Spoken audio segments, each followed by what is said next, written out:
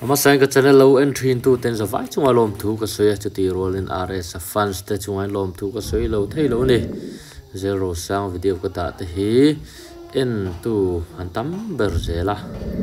in po a lo ber zela ni ti thuma ron nei lo ni zero sang a nge ti hian sagor dai kal na kha ni ya kan lo en hawang bor tu nga khop mai ti hian chi mup buk me upalam pang nen thalai nen ke rol nula kyang val pa ho nen an bor lui men du khop mai ka pa ko lo lo video total thei lo como don no surdo re sa hi chu hakal na hian in chim boi tu alom om zongin nga em maya ti hian là cái rol nula klang val upa te ho nen mai chia mi pa zong tenan chim boi ni motor tang ron chuk tur po kalna turom lo khopin lo chim boi he nula cái rol te po na lo du be mai ni ti kha kana han muthar le a da lo tan re ek lo tan u yom me mai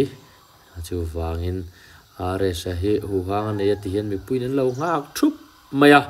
local don ti thet wang po na khan lo hak thup ani hai mai channel nei tu pa han soi veka lo hak thup pa chu chonin upa ho song nen ti meang thalai nen kanin an lo mok thup mai ni hian mo ho tu te poi thena motora tanga ron chuk te po hi tian bor lui me ro sur ka ra po ni sela are se hi tu lo nga me khong ai tu mangai tu hi lo langa le mai pade mal so ma love song salo ma kan ti tiang thin kan ti love song sa se la rang an tia ma ju pathian la sa chung po hianin alar na tur chu pathian en kong hon ani lar rei tak lar thu tai choni lar tlo hi poi mo are sa ta na thu cha ka tu po rei takhilar sela chuai si lo hian la reng sila ti thaber ani lar vuta chuai le ai chuanin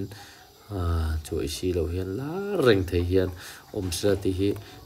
ka du pui ve le ani ti ka soi du bok ani channel lo entry tu te so vai chunga lom tu ka soya